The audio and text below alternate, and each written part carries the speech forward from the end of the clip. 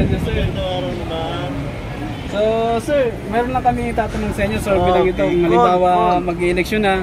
Kung sakali pong tatakbo si Tatay Digong pagka-senator sa 2025, susuportahan pa ba natin? Susuportahan ko. Ako lang, I can also speak for my friends. Ganon din sila. Kasi nakita namin ang kaibahan ni Duterte talaga sa iba. Kahit na alam natin o sinasabi nila masyado raw siya matapang, kailangan talaga rin ng tapang, di ba? Kasi ang ating gobyerno kinakailangan talaga ng klaseng personalidad. Kasi kung aanga o masyadong mahina ang presidente, walang mangyayari sa atin. Alam na natin paulit-ulit lang yan, di ba? Problema kasi na ating bansa paulit-ulit lang. Kailan naman magkakaroon ng katapusan yan? Kailangan kong bumalik siya isang taong kagaya niya. Period, di ba? Sa akin lang yan. Pero pati sa kanila palagay ko. Sir, kayo naman po, sir, kung sakali pong tatakbo si Tatay Digong. Suportado namin yun. Kung ano suportan namin ng presidente namin, ganun rin kami. Para sa lahat yun. Ano po ninyo masabi sa mga nagawa ng ating dating Pangulong Rodrigo Duterte? Okay naman kasi nabawasan mga kriminalidad at saka malaking bagay, lalo na sa droga. Ano ba okay, sir? Yeah, cool. Sir, di ba sinabi ni BBM noon bago siya, ang campaign pa lang, sinasabi natin na hindi niya papayagang pumasok dito yung taga-ICC, no, para imbestigahan si Tatay Digong. Pero ano masabi niyo ngayon na pag-aaralan na papasokin yung ICC? Presidente siya. Alam ba niya na may ICC o hindi? Kinakalaylo lang siya. Hindi niya kinakailangan mag-side kaagad-agad. Kasi nakikita mo sa dyaryo, sabi ng mga kontra, kaaway ni Duterte, nakalagay doon, nandito naman ICC. Di ba? Sabi niya, nandito na, nakapasok na sa bansa. Pero sa ibang side, hindi naman, wala naman daw po punta rito di ba? So, paano natin malalaman yan? Unless, of course, na may magsabi, eto na, positive, meron talagang taga-ICC. Hindi natin alam, di ba? Pero si BBM, ating presidente, hindi siya masyadong karakarang mag-side dyan. Kasi presidente siya, kinakalang binabalansin muna niyan. Yes, bro. Ganun talaga may presidente, di ba? Hindi kinaka mag-side ka kagad-agad. Kawawa naman. Tsaka friends naman sila ni Duterte. Diba? Sa akin lang. So, sir, mabalik tayo kay Tatay Digong, no? So, sir, di ba, suportahan niyo sa Tatay Digong kung sakali tatakbo. So, nung panahon na siya pa ang presidente, ano pong nakita niyo mga nagawa ni Tatay Digong? Una-una, kanyang ginawa sa drugs, no? Marami tayong mga alam ng mga nangyayari yan noong araw. Nga ng mga, kung ano-ano mga organisasyon, mga mission na yan, di ba? Marami din talagang nagawa. Sa akin lang, bakit naman kailangan talaga yun, hindi ba? Kasi napakahirap magsugpo ang ganyang problema. Napakahirap magsugpo. Kaya kinakailangan malakas talaga siya, matapang talaga siya. Pero kung pakikinggan natin yung mga kalaban niya, sabi na wala yun, walang nangyari sa kanyang programa, di ba? Sinasabi niya, wala daw talaga. Hindi ako naniniwala doon kasi laging may two sides naman sa mga story ganyan, di ba? Two sides of the coin. Sir, kung sakaling tatagpo si Tatay Digong pagka-senator, suportahan ko ba talaga nangunguna sa listahan kasi nakita ko ng presidente siya, marami siyang inano ng mga drug laws. Yan ang pinaka-importante, yung malinis uli ang ano. So talagang kayo, sir, satisfied kayo sa mga nagawa ni Tatay Digong? Oo. Kasi tumanda na rin ako nakita ko yung ginawa niya sa lalo na sa tungkol sa droga, marami siyang nagawang maganda. Yun lang ang masasabi ko. So ano masabi niyo po sa mga naninira sa mga Duterte? Hindi ako naniniwala doon kasi yung mga naninira na yan, hindi sila kampi sa mabuti. Gusto nila sa kasamaan sila Katulad na yun, sir, nung sinuspindi yung kanyang programa sa SMNI. Diba? Sir, masabi nyo doon? Wala akong masasabi doon sa mga ganyan. Tapos, support ako talaga nakikinig. Salamat po, sir. Thank you so much po, sir. Salamat po. Sir, asan na si sir? Sir, salamat po. May pabol akong tanong. May pabol pa. Sir, ano masabi niyo po na sinuspindi yung programa ni Tatay Digong sa SMNI? Pati yung SMNI, sinuspindi rin. hindi ko masyadong kabisado. Nalagay lang sa dyaryo na fake daw yung informasyon na sinasabi doon sa radio niya, di ba, sa TV, nasabi sa TV. Fake daw yun. Ako hindi ko man narinig, hindi ko man nabasa tungkol dyan. Kaya, maybe, pero pata naman nalagyan nila yan, di ba? Yung mga nagsuspende. Siguro nakakita nila na talagang may pagmamalabis o di kaya may pagkakamali ang di ba? Hindi ko alam eh. Hindi ko nakita. Hindi ko pa rin nabasa kung kailan nangyari yun. Nakalagay lang sa dyaryo na rice plastic na ganyan. Ano daw, mali daw, mga informasyon nangyari daw doon. Ibig sabihin fake news, kaya wala raw sila karapatan. Dapat daw silang mademanda. Yun nakalagay doon. Pero para sa inyo, pabor po ba kayong baguhin yung ating salibing? May kondisyon eh. Nakalagay doon, pag tungkol sa ekonomiya daw, mga batas tungkol sa ekonomiya, bakit naman hindi? Diba? Kung i-revise lang nila yung mga nakalagay doon na batas tungkol na may kaugnayan sa ekonomiya, bakit naman hindi? Pero kung papalitan lang nila yung constitution na 1987 constitution na lang, para kunyari gawin nilang palalawigin nila yung pagbuko ng mga politikong yan, I don't think I will like it. Ayaw siguro yan pagdating doon. Sa ekonomiya, yes, siguro pwede. Pero pagdating sa pagpapalawig na kanilang termino, hindi ako pabor dyan. Hindi pa natin alam talaga kung ano mangyayari, di ba? Totoo ba talaga? Baka naman hindi lang mga economic provisions na dyan ang babaguhin nila pagdating ng panahon. Alam mo na mapagsamantala ibang mga politiko, pagdating ng pagkakataon gagawa sila ng paraan na magawa ang gusto nilang gawin, pagsasamantalaan talaga. Pero sa ngayon, parang gusto ko na parang hindi, ganyan pa lang. Kumbaga sir, 50-50 ba kayo? 50-50. Nasa gitna ka lang ngayon sir, parang ganun. Tama, sa akin lang yan. Okay. Alright, salamat po Salamat sir. po sir. Wala Salamat akong pakialam sa iba. Salamat po sir, salamat. Salamat po sir. Salamat Okay, sir. okay. Thank you sir. So ayan po no, tuloy-tuloy tayo mga kababayan. Ano, kung sa halimbawa tatakbo po si Tatay Digong pagka-senator dito nga darating na eleksyon, susuportahan po ba natin? Siyempre, susuportahan ko kasi taga-amin yan eh. Taga Davao ako eh. Susuportahan ko po siya. Davao po. So ma'am, bilang taga Davao, anong pagkakilala niyo sa... Maganda yung takbo ng ano nila doon sa nila sa politika. Lahat sila umpisa sa mga anak niya. Maganda yung Pamamalakad nila sa buong bayan na. So di ba naging presidente po si Tatay Digong at ngayon ay Vice President si VP Inday. So ano masasabi niyo po sa pamumuno ni Tatay Digong?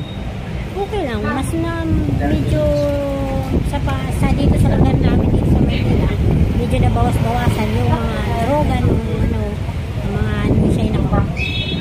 Lahat na mga natakot ng mga tao sa Thank you so much. Salamat ma'am, salamat ma'am. Taga Davao pala si ma'am. No? Ma'am, kumusta mo kay Tatay Digong ma'am ha? Salamat. Okay. Ito dito sila sir, kumakain sila sir, no? Ayan. May ano lang, may tanong lang kami. Madali na naman to. Kung sakali pong tatagpo si Tatay Digong pagka-senator, supportahan po ba natin? Oo naman. So bakit po susuportahan natin si Tatay Digong? Magaling naman kaya dati ba? Sa tingin niyo ano pang mga nagawa o karapat-dapat pa bumalik si Tatay Digong sa politika? Ano pong kanyang mga nagawa sa tingin niyo? Marami nagawa na maabuti. Hindi ko matanda kung ang mga basta maganda. Sa usapin po ng illegal na droga, ganun. Oo, lalo na doon marami siyang nahuli ang mga basketball. So, ibig sabihin, pabor po ba kayo sa ngayon sa war on drugs? Oo. Para maubos yung mga wala nang salot sa mundo. Ayun. Kumbaga satisfied si ma'am sa naging ano ng war on Mga drugs. nagawa ni Tatay Digong. So ma'am, may mensahe pa ba kayo kay Tatay Digong ma'am? Meron pa ba kayong mensahe sa kanya? Sige, pag tumawag siya sa support natin. Thank you. Salamat ma'am, salamat ma'am, salamat po. Yes, ito. Ayan. Ito may bata bro. Oo. Ito si ma'am. Ito si ma'am. Ay, si ma'am kanina. Ito. Ay, ang dami pa lang ano ni ma'am, business. Meron doon. Meron dito. Sa kumari ni ma'am. Ito yung ano. Mensahe si ma'am. Oo. Ma'am, message mo na lang Message kay na Tatay lang. Digong. Mensahe niyo po kay Tatay Digong. Ayun. Mensahe kay Digong. Yes ma'am. Kasi taga Davao po kayo eh. Mabait talaga yan si President Duterte Rodrigo. Dahil sa pamamalakad niya sa amin sa Davao, malinis yung Davao namin doon. Davao City. Lahat ng pinagbabawal niya, bawal talaga sa kanya yun. Dinidesisyonan niya agad-agad. Sa amin, malinis na. Wala nang magnanakaw doon na simple magnakaw. Wala kasi may mga CCTV nila doon bawat barangay. Kung makita, nag-umpisa ka pala magnakaw, makikita ka na sa galaw mo doon. Kaya maganda talaga yung pamamalaan. Tsaka nakapagnakaw man siya, huli ka agad. Huli ka agad. Kasi makikita sa bawat barangay may CCTV. Maganda yung pamamalakaran niya doon sa Davao. Thank you sir. Kahit si Vice Mayor. Si Bibi Inday. Maganda rin pamamalakad niya doon. Marami siya natutulungan talaga ng mga tao. Marami siya natutulungan. Mabait yan. Kaya lang naman yun nasampal nung araw yung, di ba na-issue siya? Ayun, yung malapit sa barangay namin. Nasa pag Kaya lang sheriff. naman na-issue yun. Mali naman talaga yung mga sheriff na yun. Totoo yun. Mali yung mga nila na yun. Pero wala talaga kayong masabi dyan. Pakabait nila yan. Umpisa yun sa pangalan ni Duterte, si Sara, si Basti. Kulong. Mabait talaga yan sila ang pamilya. Talagang love sila ng taga Davao. Hindi, matulungin talaga sila. Hindi sila talaga ang kapatid. Sa hirap, sa mga may hirap, yung malapit sila, hindi sila nandun sa tao. Basta lumapit sa kanila. Hindi katulad na ibang mga kandidato na hindi sila malapit sa kanila. Kahit anong hawakan yan. Mahawak yan. Yun lang ang masasabi ko. Salamat ma'am. Maraming salamat po. Thank you ma'am. Thank you sa oras ma'am. Ayan. Sarap na naman. Sarap na naman. Pipino. Sarap niyan. Sa burger. Sarap niyan pag may sausawan, no? Fresh. Thank you ma'am. Thank you ma'am. Ano yun? Kaya Tatay Digong, kung tatag ng senator, kung pabor kayo. Kanino yun? Tatay Digong. Ay, opo, siyempre! Ay. Digong! Ayun. Parang taga Davao si mama. Ay, yun, Bisaya. Bisaya. lang po, oy. Sige ma'am. Ay, gagano si ma'am. Gabi yung power. Biglang naging energetic si ma'am. Digong. Bakit? Ayan, magandang hapon po ma'am. Ayan. So, may tatanong lang kami sa inyo. Oo. Madali lang naman to. So, kung sakali pong tatakbo si Tatay Digong pagka senator, susuportahan po ba natin? Siyempre. Oo, kasama ko si Madam Karing Maynar. Yan, kami ang mag-aano pupunta sa mga seaman, pupunta sa mga boarding house. Dati si Pres, Duterte, dati sabi ko ahakot ng mga seaman yan, nagbibigay kami ng sa pagkain, mga t-shirt. Supportado kayo. So, bakit po nasusuportahan natin si Tatay Digong? Maganda siya magdala sa Thankful talaga kami sa ginawa niyo Skyway, tulay. Patay ang mga adik. Ma'am, dun sa, yun nga po, nabanggit niyo yung So, yung sa war on drugs, pabor kayo dun, ma'am? Siyempre, mga kawatan dyan, mga snatcher dyan, kailangan maubos yan lahat. Kaya dati, di ba, malinis dati, kaya ngayon, takatakot na, umalik na mga maligno. Kumbaga ma'am, yung panahon ni Tatay Digong at panahon ni BBM magkaiba. Malinis, magkaiba. Ano pinagkaiba ma'am? Naglalakad sa gabi. Kaiba talaga malinis. Malinaw, wala talagang wala katakot-takot kahit maglakad ka ng gabi. Ngayon, wala na. Nung panahon ni Tatay Digong yan? Oo, siyempre. Yung panahon ngayon? Ay, sos, Parang gulo-gulo na naman. Katakot. Murang dili ka sa ligan ng mga tao ron. Kaya base nung kuhan ka, magkatapad mau na da itong kuhan hulapin na da ito. Kaya sa panahong kuhan ka ron, kalisod, mau na, mangawat ang mga tao ka ron.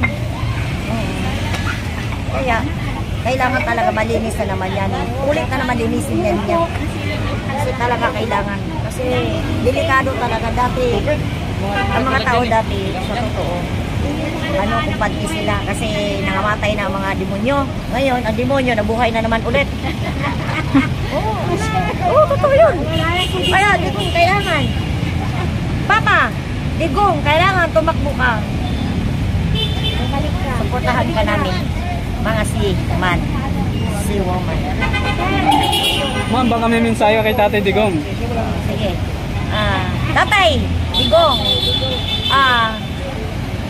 Ingat ka palagi. Kailangan magkuhan ka. Magpagaling ka. Kailangan lakas mo ang loob mo. Kailangan manalo tayo. For Tatay Digong for senator. Pinagampanya na ni Ma'am Digong. Oo. Ma'am, mayroon pa akong pahabol na tanong. Ano yun? Anong masasabi niyo sa mga naninira sa mga Duterte? Ha? Anong masasabi niyo po sa mga naninira sa mga Duterte? Bala sa buhay nila. Wala akong pakialam. Basta Digong pa rin ako. Bala sila. Panalo pa rin tayo. Hindi natin naman ng mga taong naninira sa kanya. Pati sa anak niya. Diyos, Ginoo. Hindi na pwede yan. Gusto ko. Digong pa rin ako. Kahit kung ano mga sinasabi nila. Wala. Dito, tapos dito. Labas lang. Labas lang. Ay, I don't care. Basta Digong pa rin kami. Kasi Skyway siya talaga sa lahat ng presidente. Siya lang nakagawa ng Skyway. Tapos, di ba, pinagpatuloy pa rin nila ng Skyway. Hindi naman sa kanila kay Tatay Digong pa rin yun. O ano man nagawa nila ngayon, wala. Ang adik ngayon, nagrarampa sila. Mga kawakan, nagrarampa.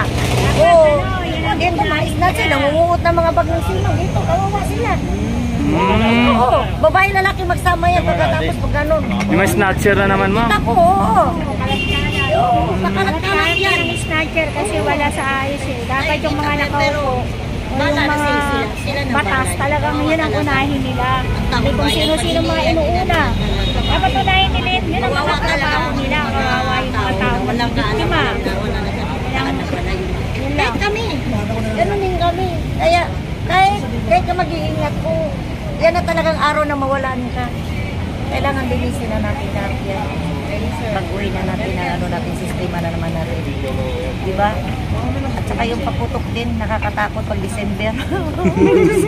Hindi ako nakatulog, lumabas ako. Ma'am, nung pala ni Tatay Digong na ano yun, na-control yun. Wala. Oo, wala talaga. Takot sila. Walang nagpapalabas. Totoo. Pero ngayon, naku, sa uluhan ko na dyan yung paputok, hindi na ako makakatulog. Bumabak na lang ako sa sa bahay kaya hindi ko kaya. Ang sakit sa tainga. Totoo yun. Mas okay siya ang tumakbo. Pabor si Ma'am. Thank you so much, ma'am. Thank you, Ma'am. Thank you, Ma'am. Thank you, Ma'am. Thank you, Ma'am. Thank you, Ma'am. At dito tayo kay ma'am. Ayan, dito si Ma'am. Oo. Si Jo. Ito si Jo. Oh.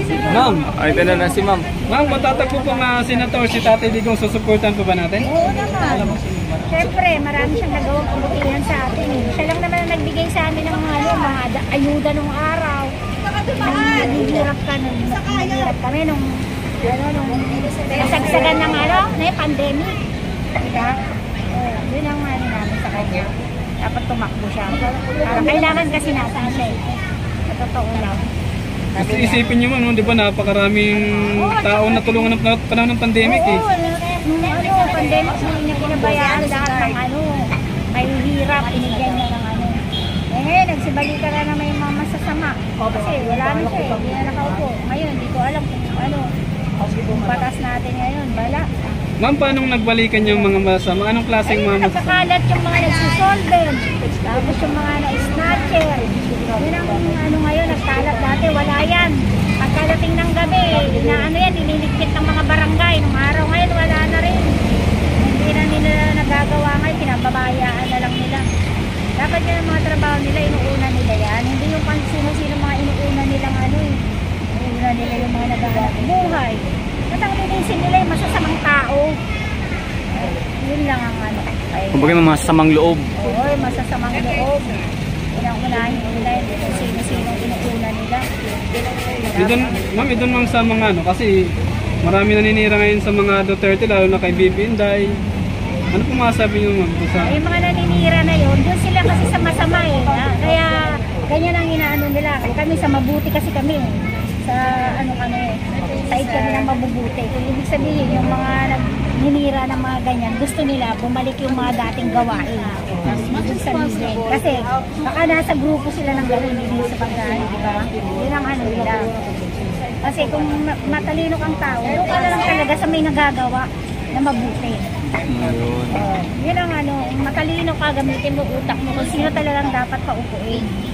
Yun ang ano ko. So ma'am, dahil ngayon napapansin mo na parang nagbabalikan. Ano po ma'am yung mensahe kay PBBM?